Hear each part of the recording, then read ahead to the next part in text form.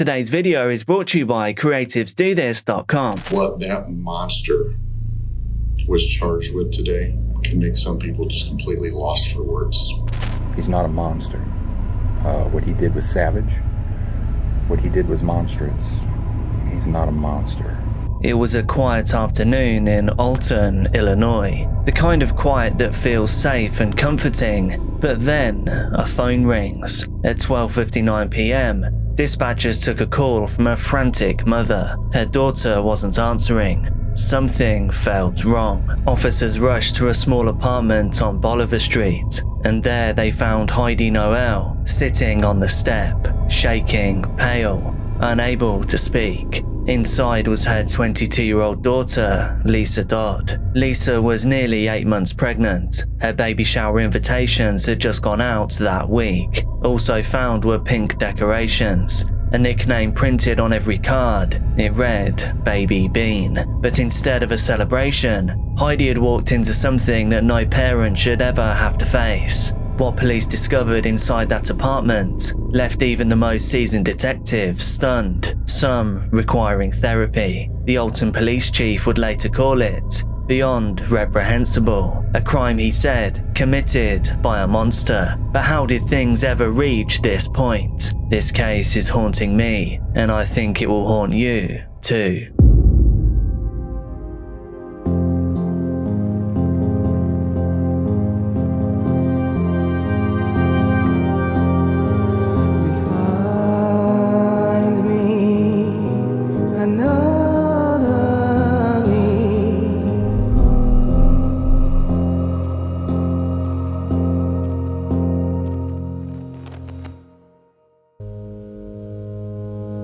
By the way, this is Dark Case, and you can call me Jack. I bring you rare and unseen true crime cases, as well as other things that you may later regret knowing, with multiple uploads every single week. So if all of that sounds like your kind of thing, then make sure you join the Dark Case family now by hitting subscribe, and just double checking that all notifications are turned on. And now for today's silly little question: who is the oldest person that you've ever met? And what did they claim was their secret to a long life? Let me know down in the comments. All of your support over on Patreon, as well as right here via channel memberships on YouTube, are all so appreciated, and I really can't thank you all enough. However, thank you. And now, on with the video. Before the events of this case, Liese Ann Dodd was simply a young woman building a life. She grew up in Jerseyville, Illinois, where everyone knew her smile. She was kind, gentle, and endlessly thoughtful. As a kid, she once asked for donations to the local animal shelter instead of birthday gifts. That was Liese, soft-hearted but strong. By her early 20s, she'd finished school and was now working in food service. She was also dreaming about becoming a nurse like her mother, Heidi. She was also a caretaker by nature, always lifting up everyone around her. And then came the happiest news of her life. Liese was pregnant. It would be a baby girl due in late July. She called her Baby Bean. Every night she'd speak with her mum and send her photos of her baby bump. They'd talk about nursery ideas and baby names. The baby shower invitations had just been sent out. They were cheerful and full of hope. Everything was now ready for the next chapter of her life. But there was one part of her life that she didn't talk about that much, and that was her on and off relationship with Deundrea Holloway. At first he was charming, polite, funny and attentive, but soon came arguments that flared and faded, periods of relative calm followed by chaos. Friends called it turbulent. It's worth mentioning that he wasn't the father of this baby, and by all accounts it seemed like she was actually moving on. But still, her gentle heart wanted to help him. Maybe she thought that she could fix what was broken. This worried her mother, Heidi. She checked in every day, just sensing that something wasn't right. But sadly, no amount of love would be able to stop what was coming. This video is sponsored by Creatives Do This, a platform that I've helped to launch that features real interviews with real artists, candle makers, musicians and creatives of all kinds who are making it work. Right now we're looking for creatives to feature, so if you've made money from your creativity, whether it's a full-time career or a new side hustle, and you want to share how you did it, we'd love to hear your story. It's just a short text-based interview and it takes around around 10 minutes, and in return you get free lifetime access to everything that the platform becomes. Plus your work will get featured to inspire others and to build your brand. Hit the link in the description or the pinned comment to take the quick interview and to become one of the 100 founding members. There's now less than 50 spaces left. www.creativesdothis.com. By early 2022, Liese had now moved to Alton for a fresh start, a new home, a new life, a new beginning for her and her baby that was soon to be. But while Liese was preparing for motherhood, Deundrea was unraveling. He'd been drifting between towns, Litchfield, Gillespie and Alton. He was angry, unstable and refusing medication. His family said that he was now hearing voices. One of these voices was a woman named Ruth, who apparently told him bad things. The family begged for help, but they were told that he could not be treated unless he posed a danger to him or to others. And it was that line in the sand, unless he's dangerous, that would haunt them and everyone involved forever. While Liese folded baby clothes and planned for July, Deundrea spiraled deeper and deeper into paranoia. He was stealing, muttering about people plotting against him, and cutting ties with everyone who tried to reach out. So what began as a fragile relationship was now a collision between hope and instability, and within just days, the worst would happen.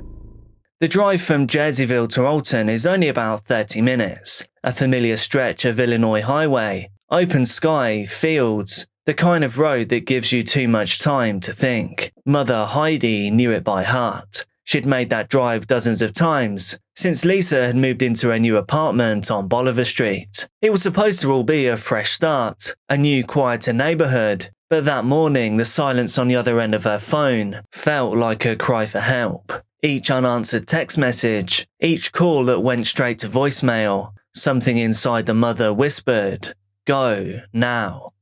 Meanwhile, around that small home, most neighbours said that they heard nothing unusual, just the quiet hum of mid-afternoon life. Some carried out chores, took out the trash or cut their lawn. However, at least one neighbour had heard screaming, followed by a silence, on the night that Liese was last heard from. The noises that they'd heard were on the night of Wednesday the 8th of June, and, unknowingly, behind that front door, something terrible had already unfolded.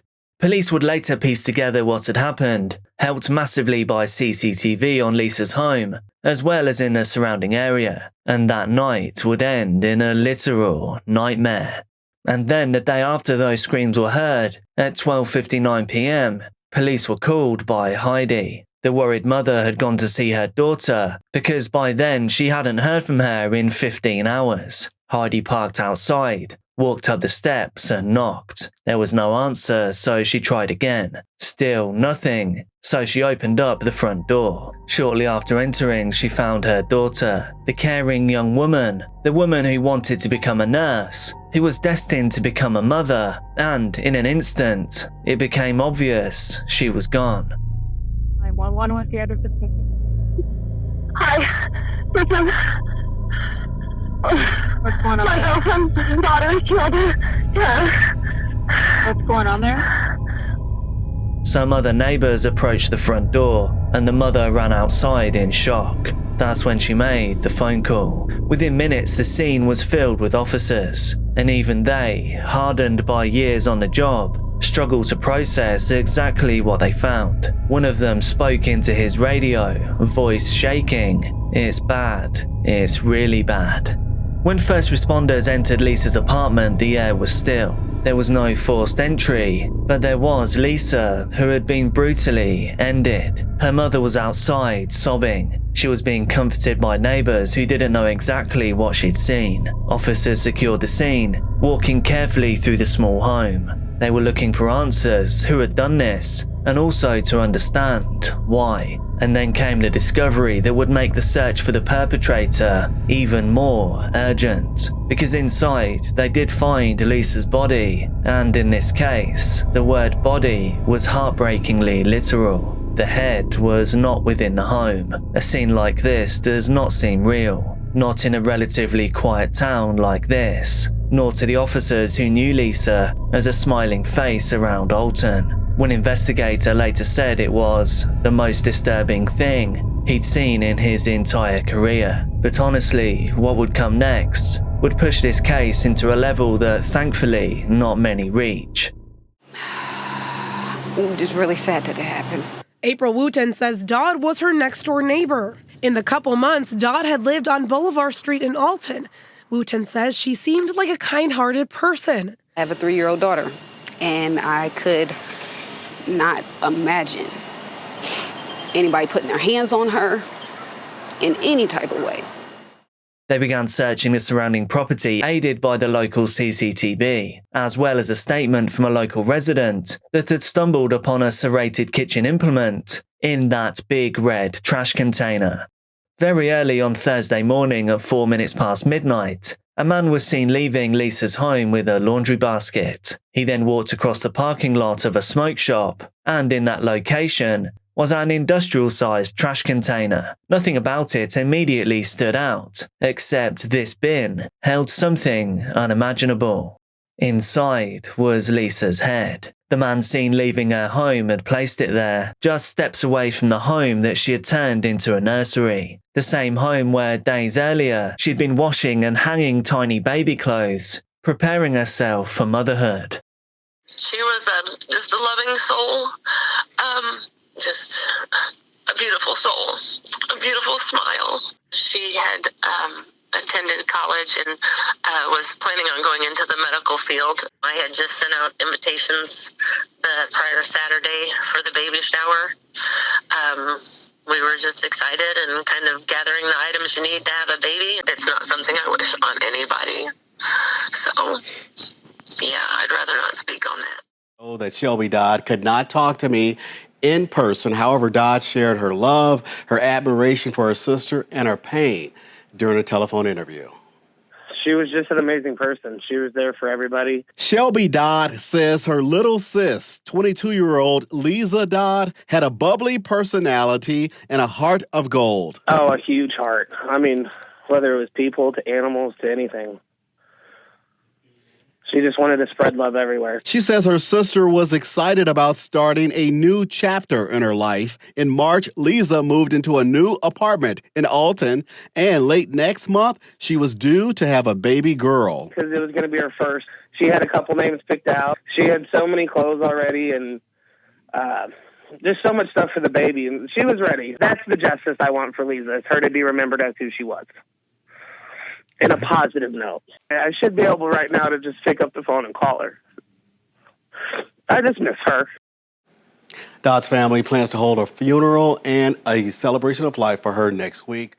Police Chief Marcus Pulido addressed the community through a video statement. She was savagely killed, he said, his voice almost breaking. She was decapitated by a freaking savage monster. Her unborn child was also killed as a result of this. He spoke not as a detached official, but as a father who was visibly shaken. He reminded the public that Lisa's family had been planning a baby shower. In fact, the invitations had just been mailed out. And now, instead of this celebration, they were planning a funeral. I will actually play you that video statement now, because it's not just a man with a job making a boring clinical statement. It really is very human and very powerful.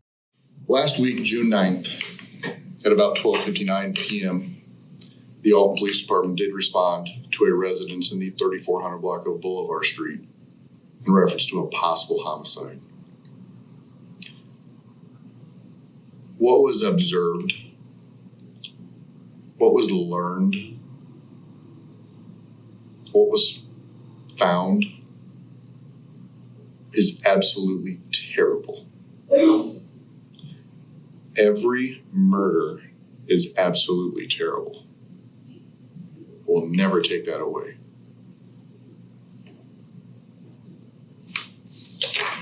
But what happened to 22-year-old Liese Dodd, who had just moved to this place in Alton, is beyond irreprehensible. It's abominable. It is completely terrible what happened to her. What that monster was charged with today, about what she went through, can make some people just completely lost for words. That monster, that savage monster, has been charged with 2 counts of first-degree murder, 2 counts of intentional homicide of an unborn, dismembering a human body. I'll say that again. A human body, offenses relating to motor vehicles, and concealment of a homicidal death. She was savagely killed by a freaking savage monster. This daughter, this mother-to-be, and her family were in the planning stages of a baby shower that was supposed to be at the end of June. But instead, now the family is planning a funeral because of what a monster did.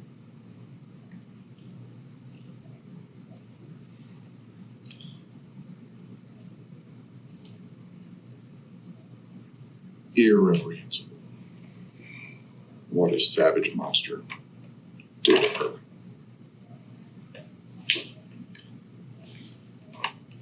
Her mother had to go through something that nobody should ever have to go through. First of all, no parent should ever have to bury their child. But her mother not heard from her in a little bit and wanted to go check on her to see if she was okay, and found her in a way that you... By the evening of the discovery, detectives already had a suspect. In fact, Mother Heidi had even mentioned him on the initial 911 call. The suspect was Deundrea Holloway, the on-again, off-again partner of Liese. He was now nowhere to be found in Alton, but just 40 miles away in a different town, something strange had happened. In Gillespie, Illinois, police were investigating a simple case of theft, a stolen bicycle. They then spotted a man riding it down Western Street, and when they stopped him, he refused to give his name. He was agitated, muttering, and in fact, he was banging his head against the wall at the station. They booked the man in as a John Doe, and no one yet realized that the man in their custody was actually wanted for one of the most shocking crimes in state history. That realization would only come hours later, when his fingerprints were run through the system. The man sitting in the Gillespie police station, the one arrested for simply stealing a bicycle, was Deundrea Holloway. He was the number 1 suspect. The small-town officers suddenly found themselves at the center of a national story. They called the Alton police force immediately. Within hours, Holloway was transferred into custody. And while he sat in a cell, silent and uncooperative, officers in Alton worked through the night, gathering evidence, documenting the scene, and preparing to tell a mother that the wheels of justice had already begun to turn. But as they'd soon all discover, justice would take a long, long time. When news of the arrest reached Alton, there was a wave of relief. But that relief was followed by something else, a deep feeling of confusion, because no one could make sense of why. Deundrea Holloway wasn't a stranger. He wasn't a random intruder. He was someone that Liese had known for years, someone that Liese had tried to love, but someone who, according to his own parents, had begun unraveling a long time before the crime. Hello, I am Chris Hawk. I am Deundrea Holloway's stepdad. I never thought I would be recording a video like this. First of all, I want to offer my condolences to the Dodd family. I cannot imagine what you must be going through. I'm not going to deny that what happened was an extreme act of evil.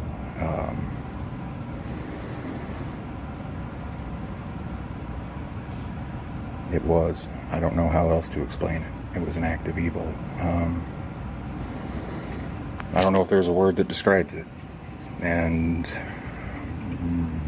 over here we are ashamed. His mom, his sister, we're all shocked. We knew he was capable of violence, but we never saw this. We've been trying to get help for him for at least 3 years. But as far as longer term mental care, we were always told that we can't hold them unless they've done something. And now he's being held because he's done something. Our system fails people with mental problems. I've grown up in an environment with mental problems. And people are kind of left on their own. It's a tragic situation. This is the Dee that we knew. They're old pictures, but they show that there is a human there. The human does exist. He's not a monster. What he did was savage. What he did was monstrous. He's not a monster. When Alton police interviewed Holloway, he refused to answer any questions. However, he did keep saying that he just wanted to go to work. This must have been a bizarre exchange. Prosecutors went on to charge him with first-degree murder, intentional homicide of an unborn child, and concealment of a homicidal death. His bond was set at $2 million. But that was just the beginning of a long and painful legal road. Over the next 2 years, the case stalled repeatedly. Twice the defense raised questions about Holloway's mental fitness. He was ordered to undergo psychological evaluations, and at one point a judge ruled him unfit to stand trial. He was sent to a state mental institution, and whilst there, doctors worked to stabilise him. Months passed, and Liese's family could only wait. They had no other choice. Every court date brought new delays, new uncertainties, and new heartbreak. Meanwhile, the legal landscape shifted once again. In 2023, the Illinois Supreme Court ruled that an unborn child could not be legally considered as a second murder victim for sentencing purposes. For Liese's family, this was understandably another blow, a legal technicality that felt like a denial of baby Bean's existence. Still though, prosecutors pressed forwards. They were determined to hold Holloway accountable in some ways. By late 2024, Holloway was declared fit to stand trial. And then finally, a plea was entered.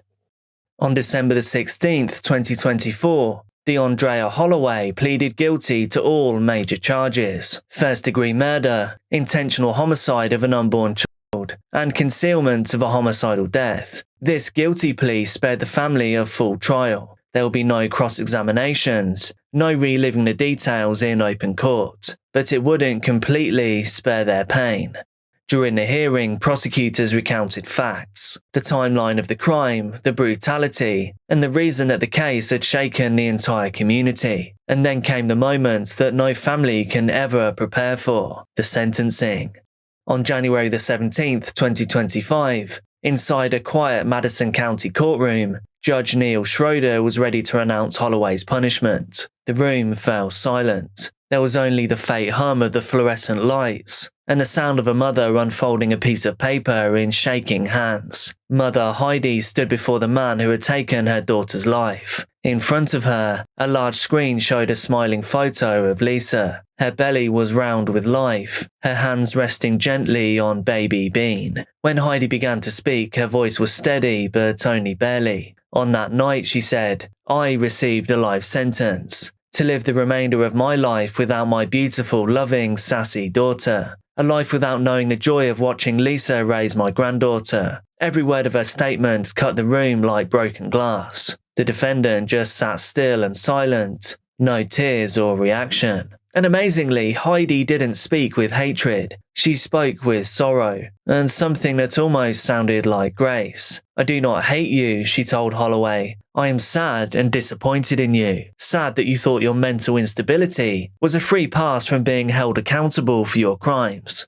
Sad that you destroyed so many hopes and dreams, including your own. The courtroom stayed silent for a long time after that. When the mother eventually stepped down, several people wept quietly. Even the judge looked moved. And then came the official sentence: 60 years, 30 years for murder, 20 years for the homicide of the unborn child, 10 years for concealment, all to be served consecutively. This was a number that felt final, even though it could never bring Liese or her baby back. Mother Heidi looked Holloway directly in the eyes. "You told me once," she said, "I hate being in jail. I hate being trapped. Well, now you have 60 years to hate being in prison." She paused, took a breath, and then said, "And I will pray you find redemption for your soul." I would like to thank the many law enforcement agencies that collaborated on my daughter's case. A special thank you to Officer Wimmersberg of the Alton Police Department for his excellent work on this case. I am forever grateful for your time and wisdom. Thank you to the Madison County State's Attorney's Office and Madison County Coroner's Office for handling this case with care. Thank you to Judge Schroeder for presiding over the case. Thank you, Tiffany Brooks, Victim Service Coordinator, for being with us through this whole journey. A huge thank you to Lauren Markle, if I said that right, and Crystal Yui for the tireless work on bringing resolution to this case with a guilty plea. A special thank you to Crystal for fielding all my questions and always welcoming me to attend the court proceedings. This allowed me a better understanding of the process. This is a tragic outcome of a 2-year on and off again domestic violence relationship. This didn't have to end this way. My daughter should be here raising her toddler instead of being a casualty of domestic violence. If you have a mental instability or mental illness, seek treatment and be consistent with your treatment. Understand that your condition or illness will not keep you from being held accountable for the crimes you commit. If you are in a domestic violence relationship, if someone is emotionally, mentally, or physically abusing you, make a safe plan to leave that relationship. If they continually disrespect your boundaries, make demeaning comments, and control your every movement, this is abuse. Find the resolve to leave that relationship. If someone threatens to end your life, believe them. If they can say it, think it, and talk about it, they can carry out the threat. Reach out to your local, regional, or national resources that are available to assist you in making a safe plan to leave. Your life depends on it. It isn't easy, and it may be one of the hardest things you do, but your life is important, and you are worthy and deserve a life free from abuse. Sure. I just want to say that you don't often see the kind of strength that the family of Liese has exhibited in this case. Incredible strength, incredible grace in the courtroom today with her statements to the defendant.